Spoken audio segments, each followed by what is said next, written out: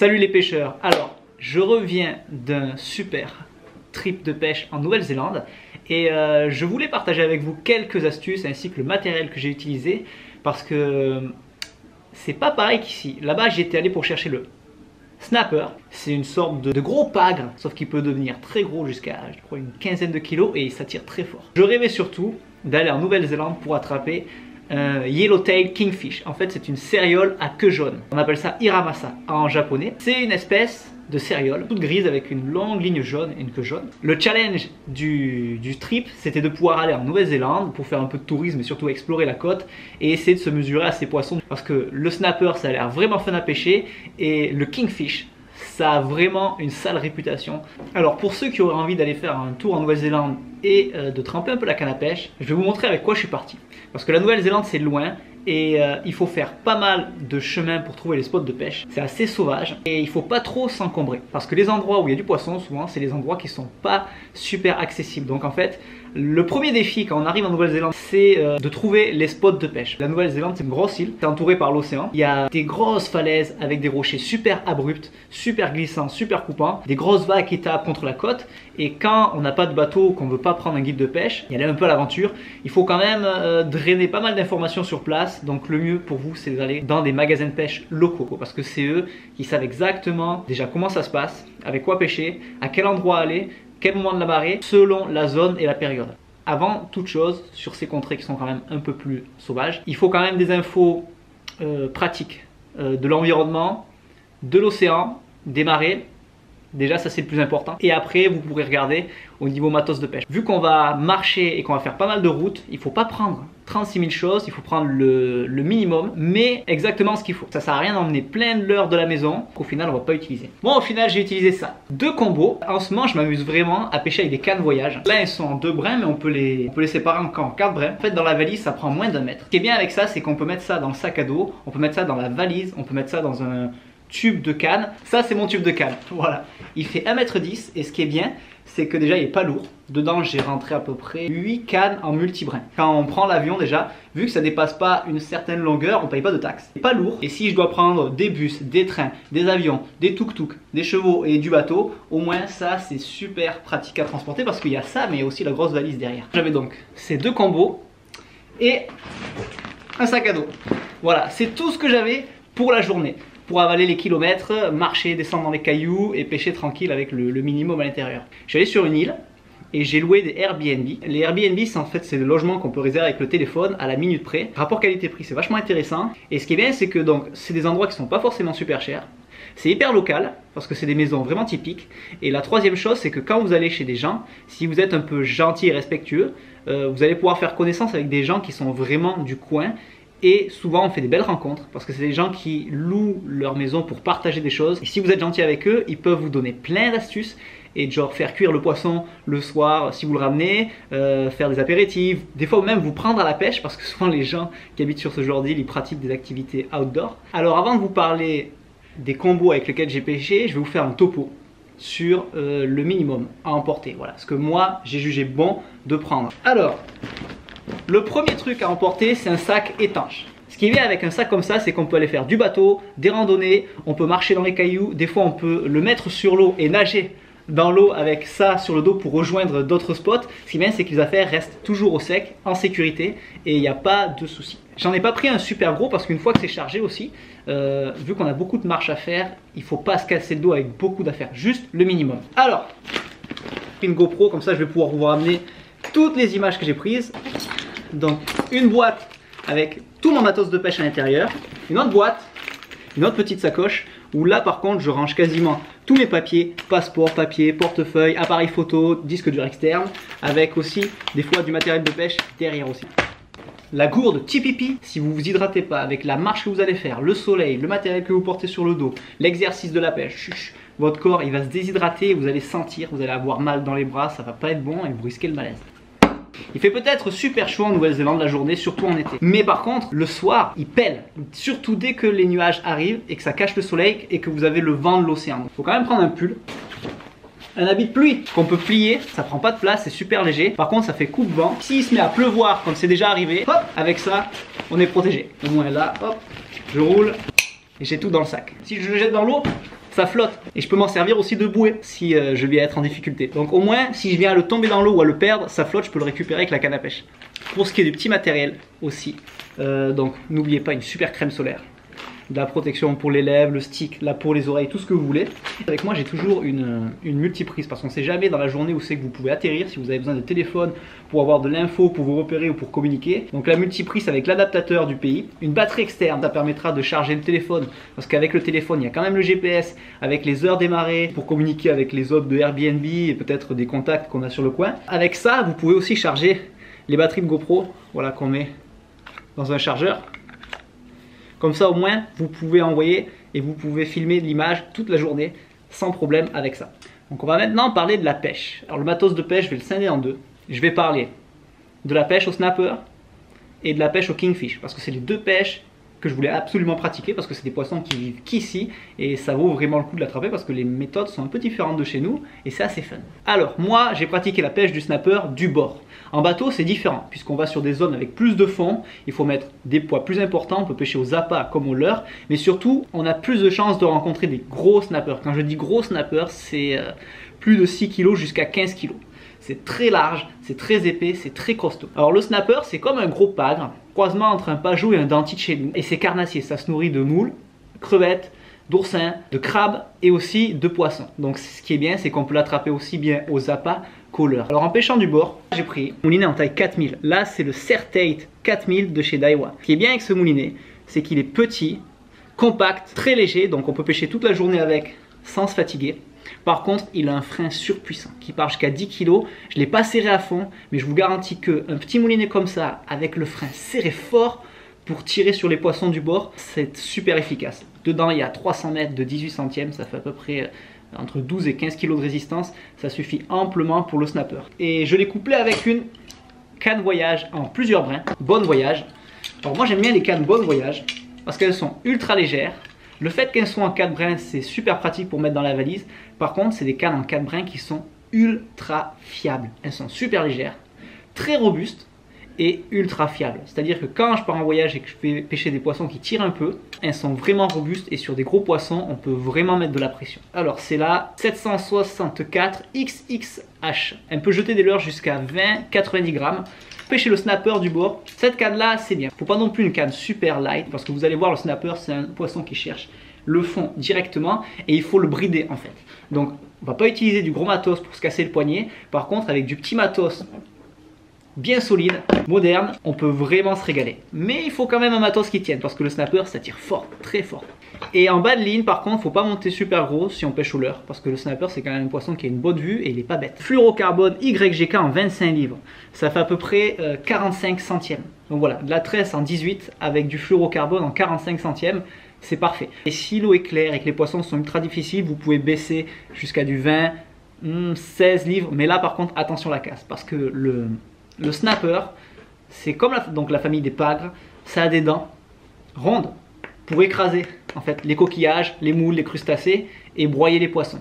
Donc quand vous attrapez un snapper, ne mettez jamais la main dans la bouche parce que ça a une puissance terrible dans les dents et ça peut vous broyer le bras. Le doigt, pardon, pas le bras. Le plus marrant et ce qui est super efficace, c'est la pêcher avec des leurres souples. Alors, les leurres souples pour le snapper, vous avez en premier les shads. On lance et on ramène soit en linéaire, soit en donnant des à-coups dans la canne. Et là, le shad, il va descendre.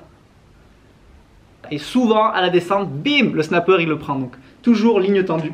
Au moment où on remonte, en fait, le shad, il a décollé, il a vibré fort, et le poisson, il le suit, et dès que ça ralentit, hop, il le prend direct. Donc, souvent, on fait attention quand ça descend, on monte, et souvent, quand ça descend, et là, il faut être prêt, parce que le premier snapper que j'ai attrapé, du moins le premier que j'ai senti au bout de la ligne, en fait, j'ai jeté, j'ai pris la canne que j'ai calée entre mes jambes et le temps que je mette ma capuche parce qu'il s'est mis à pleuvoir, la canne elle était en train de partir en fait et le temps que j'attrape la canne et que je ferre, le snapper boum il était dans le caillou et je me suis fait casser. Bon, premier poisson, première casse. Donc ça c'est le shad, voilà en moins 10 cm.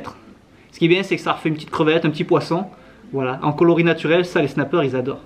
Et ce qui est bien avec cette version c'est que yes, c'est super solide. Et comme le snapper, il a des dents, ça broie, ça déchire tout. Et en plus en Nouvelle-Zélande, quand Si vous tombez sur la bonne marée et qu'il y a les snappers dans le parage, en général vous en faites pas un, vous en faites quand même plusieurs. Donc vu qu'on est sur l'île, on n'a pas beaucoup de matos à transporter, il y a des marques de leurres qui sont ultra solides, qui permettent d'économiser les leurres et de pêcher efficacement. En plus celui-là, il est ultra souple et en plus il pue le poisson, il est imbibé d'attractants.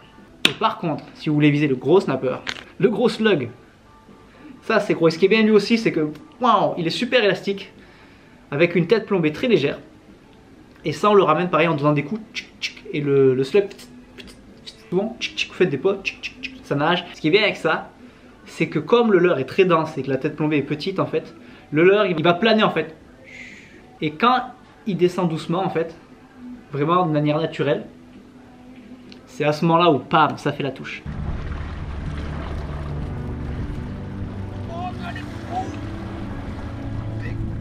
Et vous inquiétez pas, l'hameçon est peut-être près de la tête, mais le snapper quand il vient, il gobe tout. Ouh, je sais pas comment ils font. Et vu que le plastique est ultra souple, en fait ça rentre de suite dans la bouche du snapper. Il faut avoir plusieurs couleurs parce que ce qui est débile, c'est que selon le jour, la couleur du ciel, c'était vraiment différent. Il y a des jours, je suis arrivé sur des endroits avec des couleurs vertes, ultra naturelles. J'avais de la touche à bloc. Je reviens le lendemain sur le même endroit, même marée, aucune touche. Et tout était sur des couleurs flashy, à rien comprendre. Et le lendemain, boum, on repartait sur des couleurs beaucoup plus naturelles. Par contre, pour les hameçons, il ne faut pas faire n'importe quoi parce que vu que là-bas, les snappers, ça broie les coquillages, les cailloux, les têtes plombées, si vous ne prenez pas une tête plombée renforcée, ça passe pas. Il va vous la broyer de suite. Donc tête plombée renforcée, comme ça, si vous venez attraper un kingfish aussi, avec ça, ça va tenir le choc. Si vous avez un kingfish qui vous suit et qui ne veut pas attaquer votre leurre dure, mes copains pêchent aussi avec des slugs. Des slugs, c'est ultra naturel et le kingfish, il adore. Attends que j'y suis, écrasez les ardillons de vos têtes plombées. C'est vraiment plus facile à retirer de la gueule du poisson, ça leur fait moins mal, surtout si on les relâche. Et comme ça gigote dans tous les sens sur les cailloux, c'est vraiment pratique, ça vous évite de vous le planter dans la main. Maintenant on va voir la pêche des kingfish. À ce qui paraît, c'est l'un des poissons qui tire le plus au monde. Franchement, après en avoir attelé quelques-unes, je peux vous garantir que c'est un poisson qui tire vraiment très très fort. Incomparable avec le thon qu'on a en Méditerranée. Le thon, lui, une fois qu'il est attrapé, il part tout droit et il s'arrête jamais.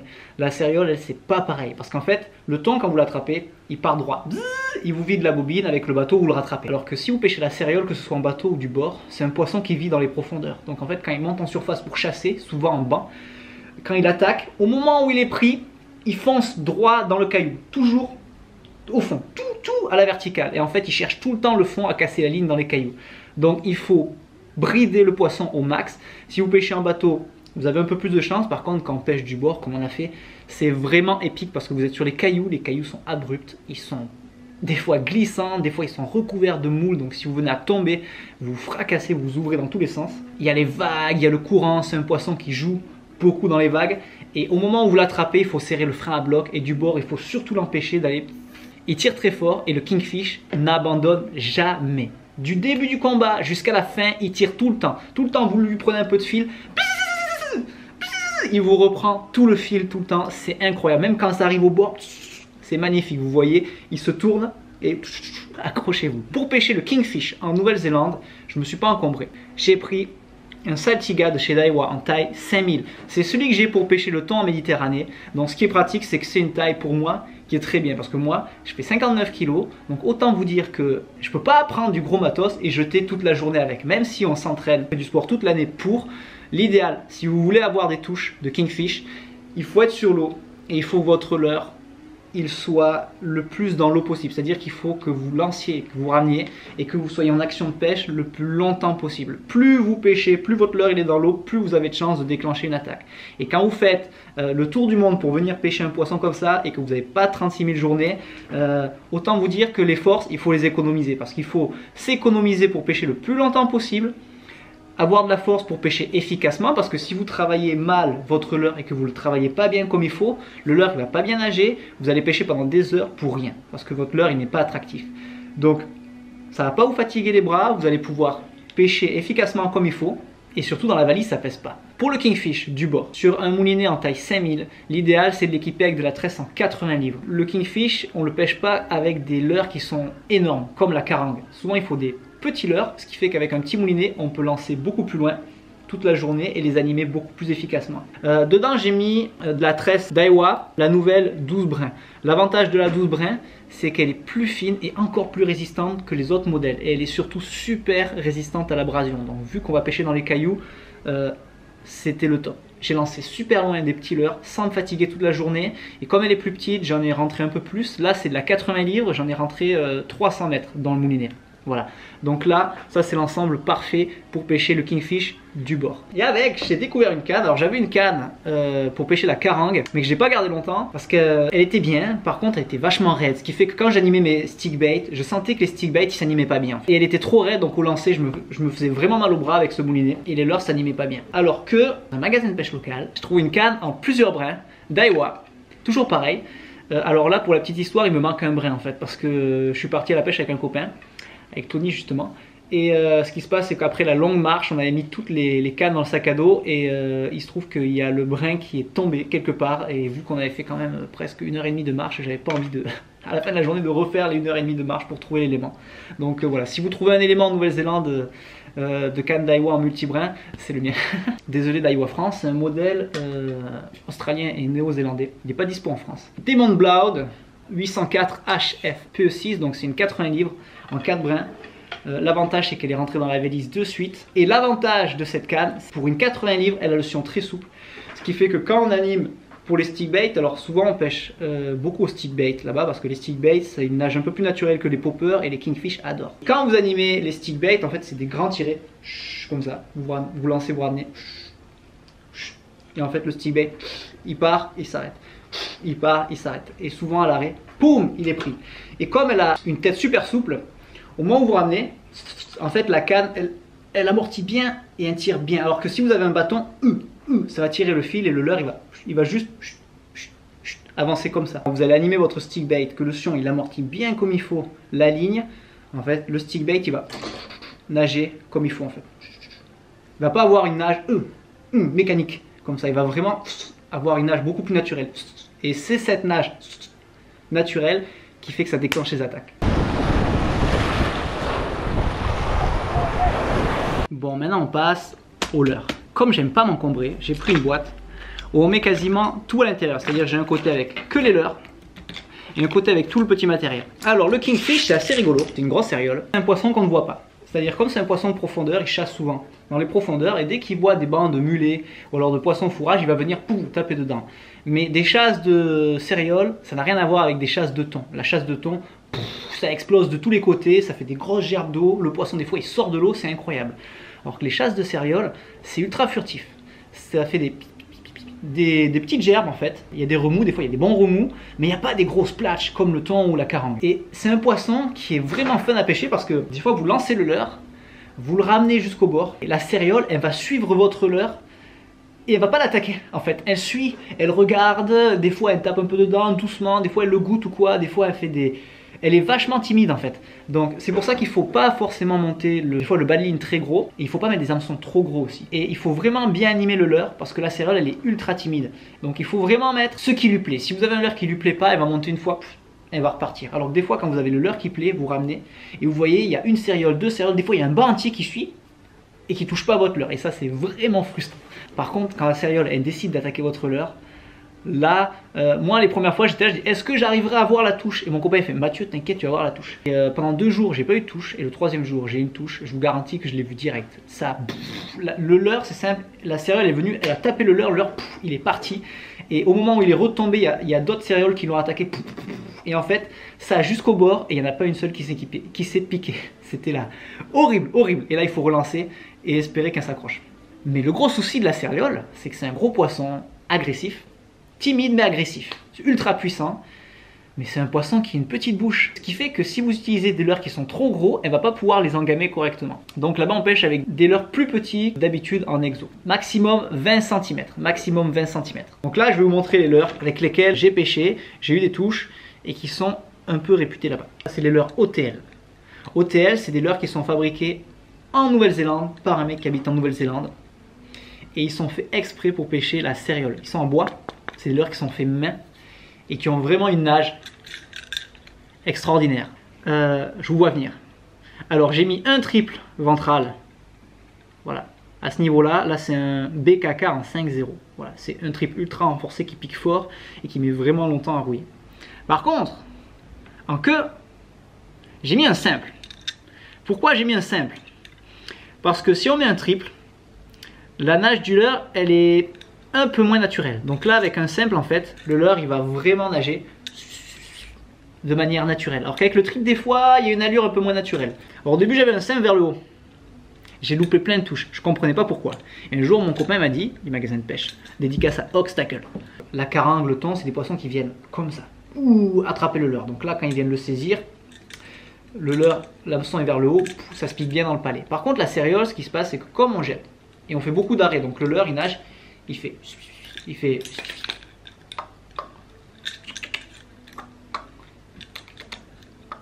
Au moment où il est à l'arrêt comme ça, souvent quand il s'incline un peu, en fait, vu que la céréole, elle va venir du dessous, parce que c'est un poisson qui est des profondeurs, donc souvent, il vient de dessous, et vu que ça vient de dessous, avec l'hameçon qui est orienté vers le bas, on a plus de chances, bam, que la céréole, elle se tape. Ensuite, un autre leurre qui est fabriqué en Nouvelle-Zélande par un mec de Nouvelle-Zélande spécialement pour pêcher la céréole. Massimo Lure. Voilà. Ça, c'est un autre stick bait en Nouvelle-Zélande. Alors lui, un jour, j'étais énervé, je faisais que louper les poissons, j'ai mis 2 triples. Voilà, ils m'ont énervé. Et avec ce leurre-là, j'ai aussi pris ma première carangue GT. Voilà, avec le Captain Trigger. Woo, first GT! You got him. Right. Yes! First GT! Yeah! Fuck yeah! Second trip and it happened. Donc les trips sont encore là. C'est super bien piqué. Par contre, j'ai écrasé les ardillons. Ce qui fait que le poisson ne s'est pas blessé. Et pour les décrocher, c'est super pratique. C'est un bon stick bait. Il est technique celui-là par contre à animer. Le Hotel est plus facile à animer. Mais le Massimo Lure, il a une nage un peu plus fluide. Qui est plus technique. Il faut vraiment avoir le bon matos avec la canne souple. Et vraiment prendre son temps. Et avoir la ligne tendue quand on fait les tirés. Par contre, il n'y a pas de secret en Australie. J'ai eu 3 touches sur le même spot alors que le Captain il n'en a pas eu un seul. Et au niveau des cérioles c'est pareil, j'ai eu beaucoup d'attaques de cérioles, par contre elles se sont toutes loupées, je sais pas pourquoi. Lui il avait une nage qui était beaucoup plus naturelle, des embardés un peu plus larges, et ça a vraiment plu au poisson qui était un peu difficile. En rose, super couleur le rose. Le petit leurre avec lequel j'ai pris mes premiers kingfish, et en été il y a beaucoup de petits poissons fourrage. Voilà, c'est pas comme l'hiver où la céréole elle va taper dans des gros mulets pour faire le plein. En fait, là c'était l'été, donc quand j'y suis allé en février, et c'était plein de petits poissons fourrage et il y avait des belles conditions, il n'y a pas beaucoup de vagues certains jours, ce qui fait que les poissons étaient ultra méfiants. Là j'ai pêché avec les nouveaux stick bait de chez Daiwa. Alors pareil, c'est des stick bait qui sont distribués en Nouvelle-Zélande et en Australie, donc ceux-là on a du mal à les trouver. Voilà, donc avec le triple ventral et le simple. Hop. Voilà, vers le bas. Alors c'est pareil, si vous pêchez en Nouvelle-Zélande ou en Australie, il ne faut pas lésiner sur la taille des hameçons et surtout la qualité des hameçons. C'est pour ça que là on a des hameçons BKK, parce que les hameçons BKK c'est ultra réputé, parce que c'est tout simplement des hameçons qui sont ultra solides et ils sont pas très lourds en fait. Ce qui fait que vos leurres peuvent continuer à nager efficacement sans les alourdir, sans empêcher de bien nager en fait. Dans cette couleur verte ou bleue, c'était l'arme fatale 4. Voilà, l'arme fatale qui a réussi à décider les kingfish et aussi les kawaii. Les kawaii c'est rigolo, c'est... Vous voyez un gros mulet avec une tête de barre. Voilà, c'est un kawaii en fait. Ça tire super fort, ça peut faire jusqu'à 8-10 kg. Et ça chasse en même temps que les céréoles. Sauf que les céréoles, elles chassent les kawaii en fait. Ça, super efficace quand les poissons sont difficiles. Pour l'armement aussi de la céréole, c'est un anneau brisé et un émerillon renforcé. Pas d'agrafe parce que la céréole elle casse tout. Donc le rolling, ça permet au fil de ne pas vriller si la céréole elle part. Et avec l'anneau brisé, hop, un petit coup de pince et on le change rapidement. Donc vous pouvez utiliser des poppers, mais pas très gros, histoire de réveiller les poissons les jours où ils dorment, et s'ils sont un peu trop au fond, les faire monter. Voilà. Mais souvent le popper c'est un peu pour l'hiver, quand les poissons sont au fond et qu'on veut faire monter une grosse céréole, une Big Mama Yellowtail. Là avec les gros poppers à 40, on aura carrément beaucoup moins de touches. Par contre s'il y a quelque chose qui monte, ça va être gros. Alors le Rapido de chez Maria qui est disponible en France, ça aussi, est dans la version en 23 cm.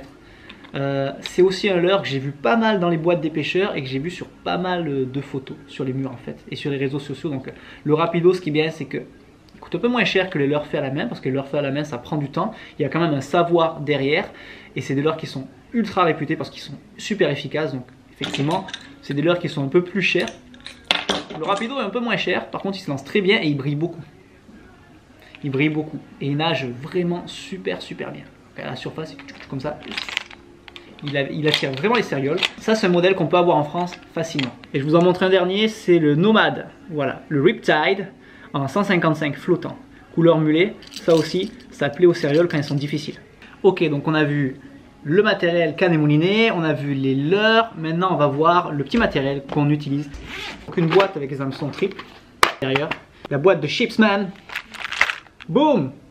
Au niveau des bas de ligne, 25 livres, ça c'est pour le snapper. Et pour Kingfish, 130 livres, voilà, en shock leader. Parce que ce que j'aime bien avec le shock leader par rapport au fluorocarbone, c'est un nylon très résistant à l'abrasion. Et comme c'est un nylon, il est super élastique, super souple, ce qui fait que la nage du leurre, elle est encore plus naturelle. Et quand le poisson tire sur ce fil-là, vu que c'est élastique, il absorbe encore mieux les chocs qu'un fluorocarbone. Une bonne, très bonne pince à anneau brisé. Pas une pince qui se casse au premier poisson ou qui s'ouvre sur le premier anneau brisé, non.